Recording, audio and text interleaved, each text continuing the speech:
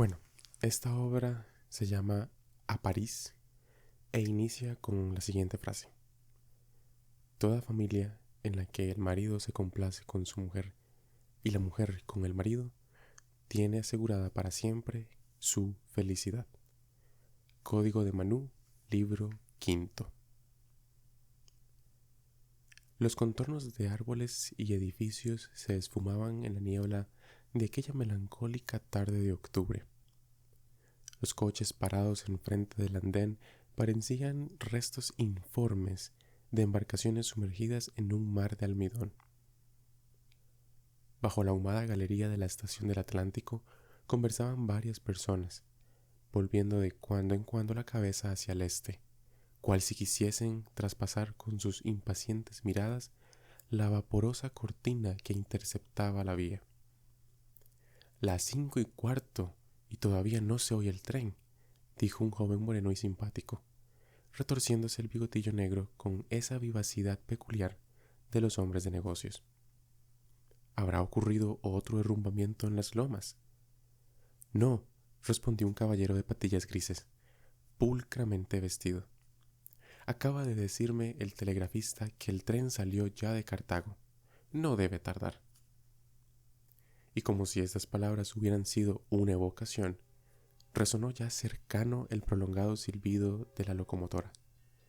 Y un minuto después la panzuda y negra máquina hacía trepidar el suelo, atronando la galería con sus resoplidos y con el rechinar de sus potentes miembros de acero. El tren se detuvo. Un torrente de viajeros se precipitó de los vagones. Excursionistas con morrales y escopetas, negros y negras con cestas llenas de piñas o bananos, jornaleros flacos y amarillentos que volvían a sus casas, carcomidos por las fiebres de matina, turistas recién llegados, en cuyas valijas habían pegado sus marbetes azules, blancos o rosados, todas las compañías de vapores o de ferrocarriles, marineros que venían a la capital a olvidar siquiera por un día el penoso servicio de a bordo. El grupo que aguardaba la llegada del tren se acercó presuroso a uno de los balconcillos, sobre el cual acababa de aparecer un joven alto, delgado, de fisonomía franca y agradable, labios sensuales y ojos llenos de fuego. Vestía un largo gabán gris y llevaba en la mano un saco de viaje. Cruzados los brazos y preguntas de rigor, se dirigieron todos a los coches alquilados de antemano. El viajero ocupó uno con el joven de bigotillo negro, y en todo el camino no se interrumpió un instante su íntima y animada charla. ¿Has visto a Luisito? He ido 3 o 4 veces a tu casa y tanto él como Adela están perfectamente. ¿Y tú? ¿Has gozado mucho? Bastante, contestó el viajero suspirando. Pero te confieso con sinceridad, Ernesto, que me he arrepentido de haber ido a Europa. Antes vivía yo tranquilo en este rincón, que era para mí el más bello de la tierra. Pero después de haber pasado 6 meses en un mundo tan superior en cultura y de una vida intelectual tan intensa, comprendo que ya no podré resignarme a vegetar aquí como en otro tiempo. La canción de todos los que van para allá abajo se meten en trapicheos amorosos con alguna francesita pispireta y vienen luego a renegar de la tierra natal. Tú has tenido algún lío, Federico, no me lo niegues. El aludido iba a contestar, pero en aquel momento el carruaje se detuvo a la puerta de una casa de bonita apariencia.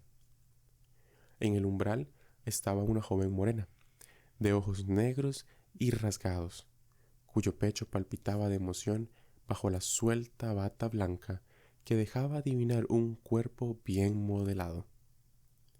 Tenía en los brazos un chiquitín rubio y regordete que tendía los suyos al recién llegado.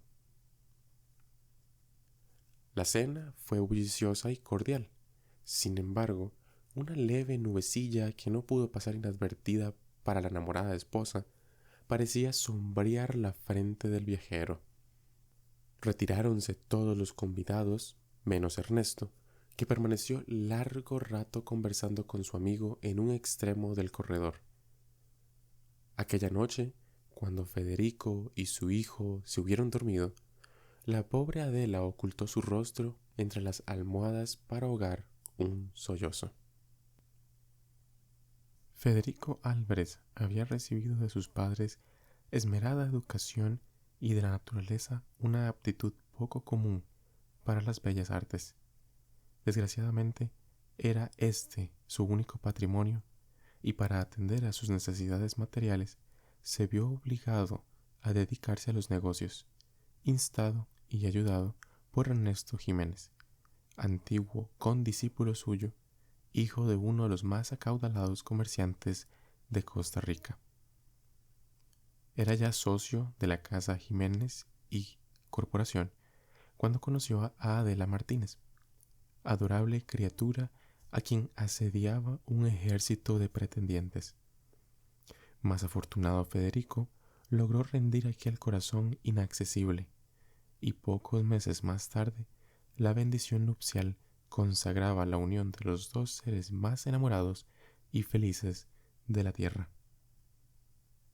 Durante 2 años su existencia fue un verdadero paraíso, pues no contenta la fortuna con haber derramado sobre ellos salud, bienestar y amor, colmó sus dones con un precioso chiquitín cuyos bracitos formaron nuevas cadenas de flores entre aquellas 2 almas. La primera nube que empañó el cielo de su ventura fue el inesperado viaje de Federico. Uno de los 2 socios debía ir a Europa a hacer las compras directamente en las fábricas. Ernesto estaba enfermo. ¿Qué hacer? Los negocios no admiten demora. No había motivo para afligirse tanto. Unas cuantas semanas pasan tan pronto. Tontuela. La separación es nuevo incentivo para el amor, y además, qué inefable placer el del regreso. Y amaneció por fin el día fatal. Ella, ahogada en llanto, no pudo articular palabra, y él, al tratar de consolarla, lloraba también como un niño. Mas ¡ay! Al volver, en aquella melancólica tarde de octubre, solo ella vertió lágrimas de gozo. Con esa perspicacia natural de las mujeres en achaques del corazón, aguzada por la idólatra devoción que la costarricense profesa a su marido, comprendió Adela que Federico no era ya el mismo. La encontraría fea y cursi. Él, que se había codeado allá con tantas damas bellas y elegantes. Era preciso luchar a todo trance con los recuerdos del distraído esposo, hacer que la imagen de su mujercita volviera a ocupar el santuario que le habían usurpado aquellas parisienses embadurnadas de colorete. Cómo se cuidó en adelante de los detalles del peinado, del corte irreprochable del vestido, de los secretos del adorno puesto con estudiada coquetería. Con cuánta habilidad fue sonsacando a su marido las cosas que más le habían agradado, los platos más sabrosos, el arreglo de los muebles, los refinamientos de la vida parisiense. Cómo se coloreaban de placer sus mejillas cuando él consagraba un cumplido a la elegancia de su traje o al arte exquisito con que disponía la mesa. A mediados de diciembre anunció Federico a Adela un nuevo e inesperado viaje. La casa iba a entablar demanda contra una compañía francesa, y era preciso que uno de los socios dirigiera en París el litigio, pues no era cosa de perder así nomás 100.000 francos. Tampoco esta vez podía Ernesto encargarse de la comisión, pues su padre estaba gravemente enfermo. La noticia fue una cruel puñalada para Adela, de manera que toda su paciente labor de reconquista iba a resultar estéril. Volver Federico a París, cuando aún no se habían borrado de su memoria aquellos malditos recuerdos, ni de su frente aquella nubecilla que desesperaba a su afectuosa compañera. Un ominoso presentimiento le decía que de esta vez iban a robárselo para siempre aquellas aborrecidas mujerzuelas.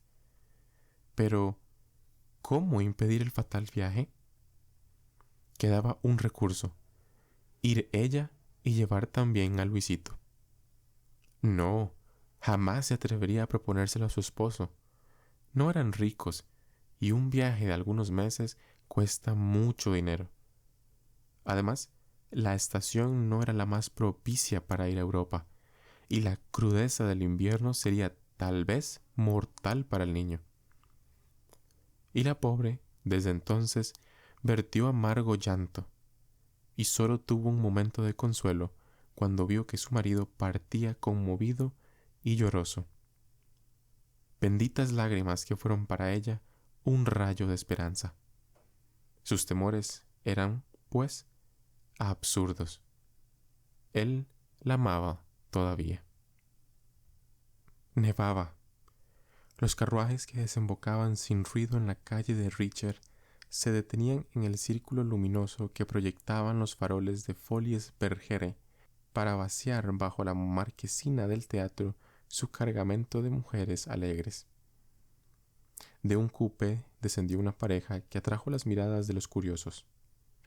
Ella era alta, blanca, de pelo castaño, hermosos ojos pardos, agrandados por rizadas pestañas, cuerpo airoso y andar de reina.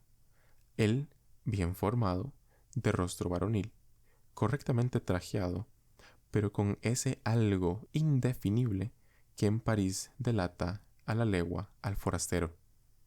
Así que se hubieron despojado de sus abrigos de pieles, se sentaron en un diván y pidieron una copa de menta. «Hoy te encuentro triste, chiquillo», dijo ella. «¿Estás fastidiado ya de tu gatita?» El joven la oprimió cariñosamente la mano y respondió: «Esta tarde encontré en el hotel una carta en la cual me anuncian que mi Luisito está enfermo». Por un resto de pudor, Federico se había hecho pasar por viudo cuando en su primer viaje se enamoró de María. 6 semanas hacía que estaba en París, y era esta la segunda mala noticia que le llegaba desde Costa Rica. La primera fue el telegrama en que le anunciaban la muerte del padre de Ernesto. «No te aflijas por eso», le replicó Marta. «Los niños enferman a menudo, pero rara vez de cuidado». La novedad del espectáculo y la animación del público no tardaron en disipar la melancolía de Federico, y cuando se separó de su amada, después de cenar con ella en el café Terminus, su rostro había recobrado su habitual jovialidad. Los pensamientos siniestros volvieron a asaltarle en la soledad de su habitación. Allí, sobre la mesa, estaba la fatal carta. «Luisito está muy enfermo. Hace 3 días que no me separo de su camita. Hoy no ha hecho más que repetir: quiero verla, papá, y yo no he hecho más que llorar al oírlo. Por Dios, Federico, vuelve pronto, si no quieres que me muera de desesperación». Este grito de sincero dolor le barrenaba la conciencia. ¿Cómo había podido envilecerse tanto?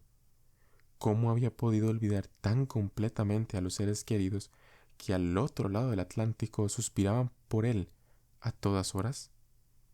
Ah, si Ernesto y sus amigos le vieran por las tardes en el bosque de Vauclon, reclinado en una carretela con la hermosa Marta, por las noches en el fondo de un palco, siempre con ella, como una pareja de recién casados. ¿Y acaso en aquellos mismos instantes, allá en Costa Rica, una mujer pálida y llorosa se postraba ante la imagen de la Virgen para orar por él, o se inclinaba ansiosa sobre una camita blanca en donde se consumía un chiquitín angelical devorado por la fiebre? Y Federico se reprochó su infame conducta y maldijo la hora en que se dejó aprisionar en las sedosas redes de una mercenaria del amor. Su presencia no era ya necesaria en París, pues el litigio iba pronto a terminar favorablemente. ¿Por qué no partir? Sí, estaba resuelto. Tomaría el primer vapor. Pero en la mañana siguiente, cuando quebrantado por el insomnio, se levantó decidido a preparar el viaje, un perfumado billete de Marta desbarató sus propósitos con la misma facilidad con que el sol de la mañana derrite la escarcha de los prados. Pasó el invierno y el lozano abril cubrió de llamas las escuetas ramas y de pajarillos el bosque. La luz entumecida comenzó a desperezarse en los cielos, llenando de sonrisas los campos y los corazones. Por las arterias de la gran ciudad discurría más apretado y bullicioso el gentío, ansioso de respirar el aire vivificante de la primavera. Y aturdido, embriagado, prisionero de las sedosas redes de la cortesana, Federico fue dejando en los tortuosos senderos del vicio elegante los últimos jirones de su virtud. Ya no pensaba en regresar a su patria, y escribía muy de tarde en tarde cartas frías y lacónicas. Cosa extraña, los párrafos le salían demasiado cortos, y su pluma se resistía a las ternezas. No encontraba qué decir, y las frases cariñosas sonaban en sus oídos como los versos huecos de un drama romántico, recitados por un actor desmañado. Qué diferentes las cartas de Adela. Largos pliegos nutridos de amor, de fervientes votos, de dulces recuerdos, de apasionadas súplicas. Luisito seguía muy delicado de salud y los médicos consideraban mortal una recaída. Ernesto se había mostrado tan servicial y solícito durante la enfermedad del niño que jamás podría agradecérselo bastante. Una sospecha cruzó por la mente de Federico. ¿No sería aquella enfermedad una piadosa invención de su mujer para obligarle a regresar más pronto? Esta duda contribuyó no poco a prolongar su estada en París. Repentinamente las cartas de Adela fueron menos frecuentes y más cortas. La última, la más breve, glacial e incisiva como una espada, contenía frases enigmáticas que sumieron al esposo infiel en un mar de confusiones. Una de Ernesto, recibida por el mismo correo, dio la clave del enigma. Adela lo sabía todo. De vuelta de una gira por el viejo mundo, unos caballeros josefinos refirieron que habían visto repetidas veces a Federico acompañado de una linda parisiense a quien hacía pasar por su esposa, y que, indignados por tal escándalo, se habían abstenido de visitarle. Sin duda, una amiga indiscreta y oficiosa se había apresurado a llevar la noticia a Adela, con esa malévola presteza que pone la humanidad en sus acciones siempre que se trata de amargar la felicidad del prójimo. La carta de Ernesto. ¿Cuántas veces la leyó aquella noche el pobre Federico, repitiendo con lágrimas en los ojos las severas reconvenciones que le azotaban el rostro? ¿Permanecería sordo al vigoroso llamamiento de la amistad? Tan degradado estaba que no podía quebrantar las vergonzosas cadenas con que le había uncido a su carro una mercenaria del amor. Otra vez, tras largas horas de insomnio y de lucha, le sorprendió la aurora, armado de la firme resolución de marcharse, y otra vez las lágrimas y los besos de Marta le retuvieron con su invencible hechizo. Su pasión se avivó desde entonces, cual si atormentado por la conciencia quisiese ahogar en el placer sus recuerdos y en las copas de champaña sus remordimientos. Una mañana, al volver a su cuarto después de una orgía, le entregaron en el hotel un telegrama de Costa Rica. Estaba firmado por Ernesto y contenía solo 2 palabras: Luisito murió.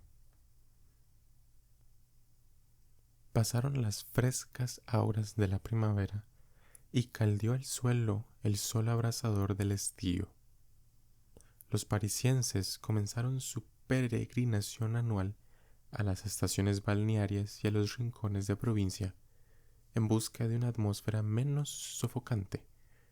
Pero Federico, cada vez más enamorado de aquella mujer que había tenido la delicadeza de vestir de luto por Luisito, no pudo ir con ella a Biarritz. Desde el fatal telegrama no había vuelto a recibir noticias de su patria. El silencio de Adela era explicable, mas ¿por qué había pasado Ernesto tanto tiempo sin escribirle? Se acercaba ya la época de la liquidación de la Casa Jiménez y Corporación, y era indispensable partir para Costa Rica. Así lo exigían además sus propios negocios, un tanto embrollados por los fuertes gastos de los últimos meses. Trabajo le costó convencer a Marta. El viaje era inevitable, pero una vez arreglados sus asuntos, volvería a reunirse con ella. ¿Llevarla? No, era imposible. La travesía es larga y penosa, y además él no se atrevería a desafiar las preocupaciones de una sociedad mojigata. ¿Olvidarla? Nunca. ¿No había desatendido por ella sus propios intereses y permanecido en París más de lo conveniente? El transatlántico Normandie, que zarpó de Burdeos el 8 de septiembre, llevaba a bordo una gran cantidad de pasajeros, pero ninguno de ellos dio tantas señales de tristeza al perder de vista las costas de Francia como aquel joven costarricense que dejaba en el torbellino de París los jirones de su virtud y las ruinas de un hogar antes inmaculado y venturoso.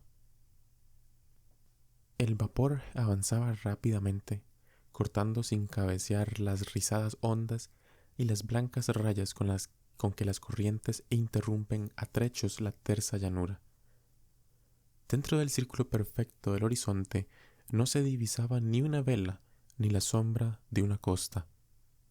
El océano presentaba ese color gris mate que le comunica el cielo encapotado. Diseminados por la cubierta, los pasajeros dormitaban en sus sillas de lona. El capitán, inmóvil en el combés, miraba fijamente al oeste, con el anteojo apoyado en uno de los obenques. En la proa, de codos en la borda, un viajero recorría con ojos meditabundos la lejana curva. ¿En qué pensaba?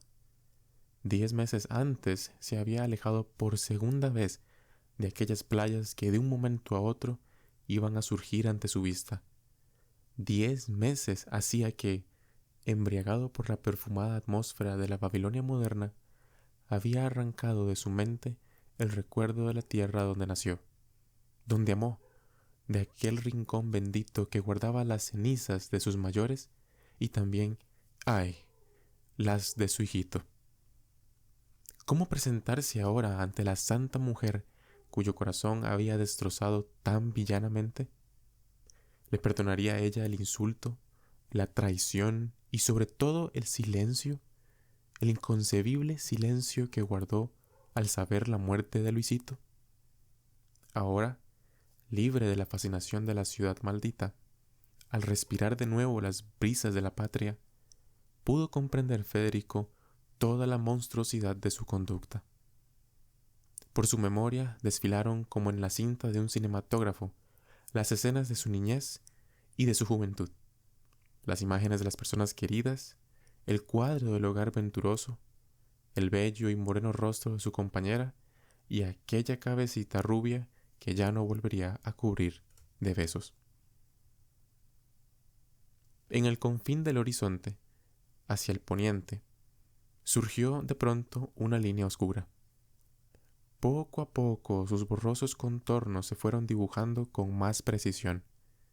Y por último, los azules picos de las montañas costarricenses aparecieron sobre las aguas. Volvería a surgir de sus ruinas el dulce hogar tan torpemente destruido? ¿Encerraría tal tesoro de abnegación el alma de su esposa que pudiese él esperar el olvido de lo pasado?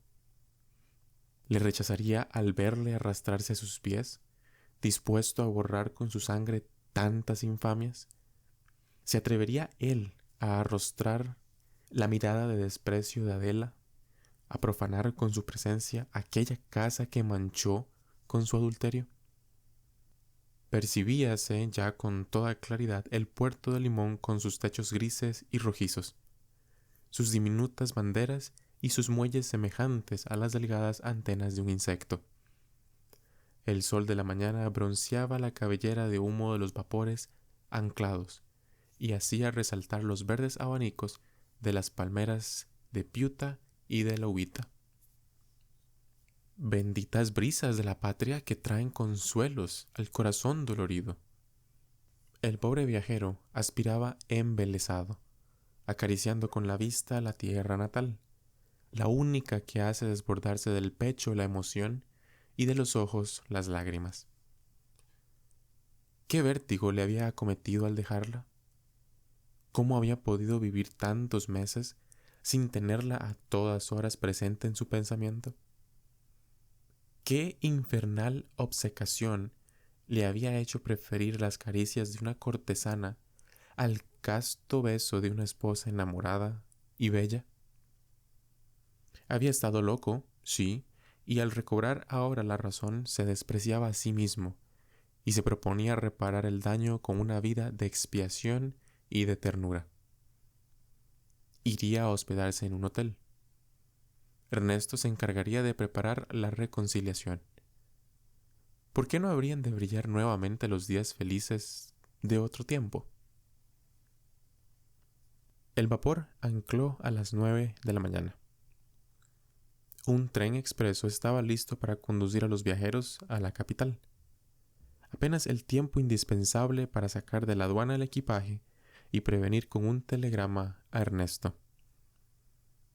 Federico no encontró en el puerto a ninguna cara conocida. Mejor. El tren llegó de noche a San José, bajo una lluvia torrencial. La estación estaba desierta.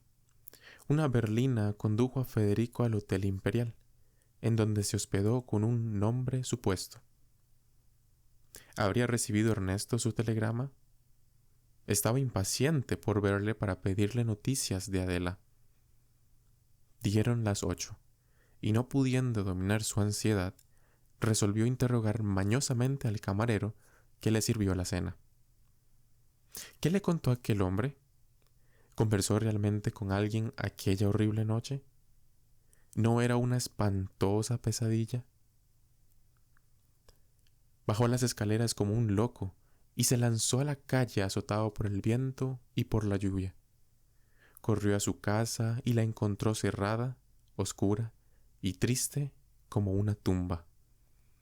Voló a la de Ernesto y un criado confirmó la fatal noticia.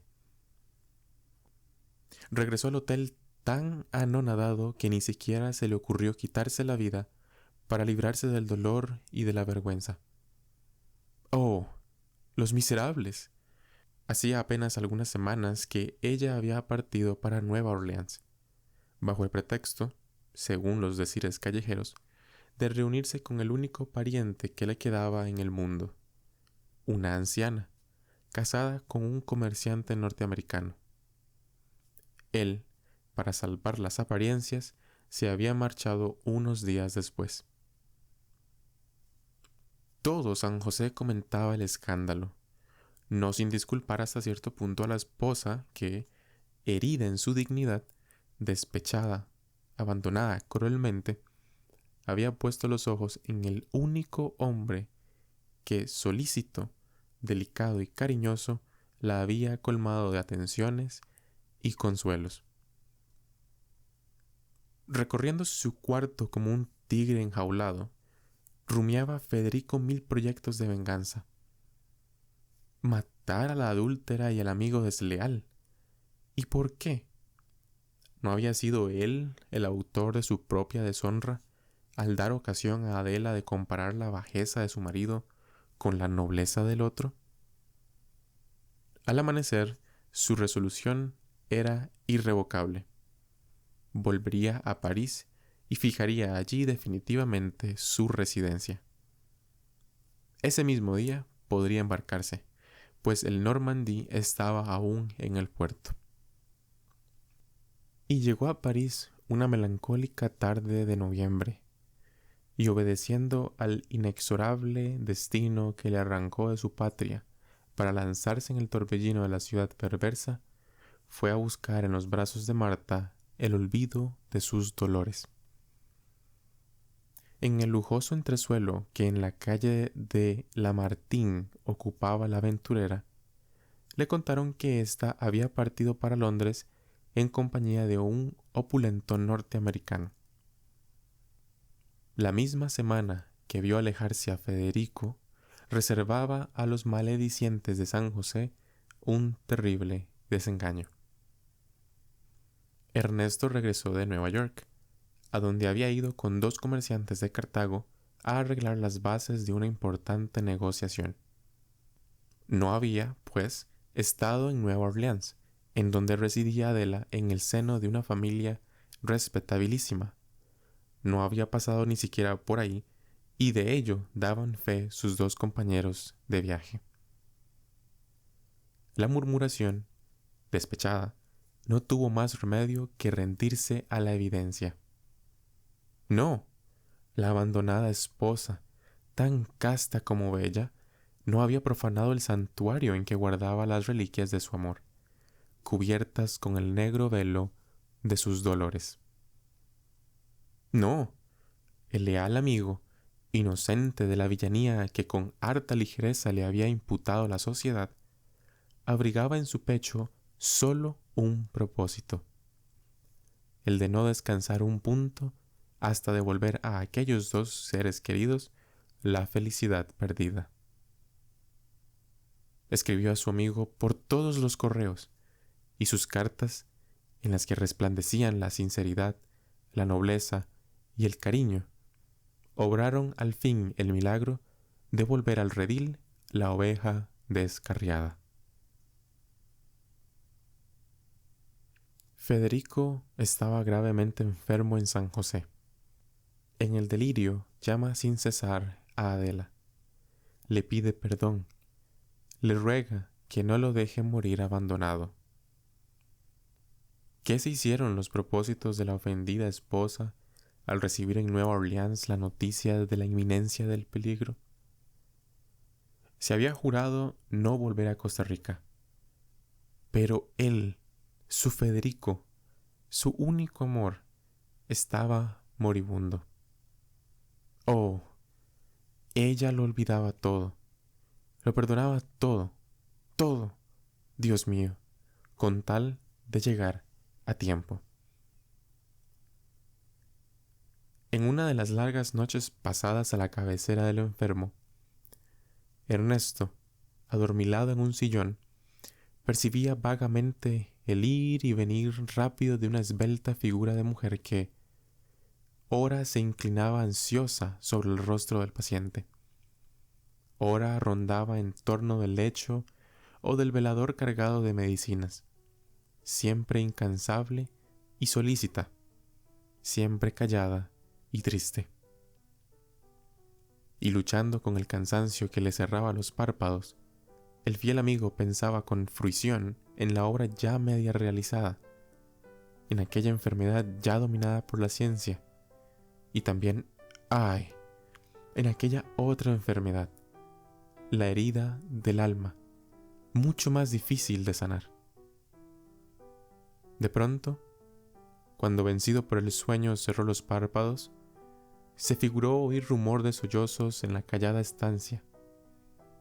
Le pareció entrever, a la escasa luz de la lamparilla, los labios de la enfermera y los del enfermo unidos en un beso largo, muy largo, humedecido por las lágrimas.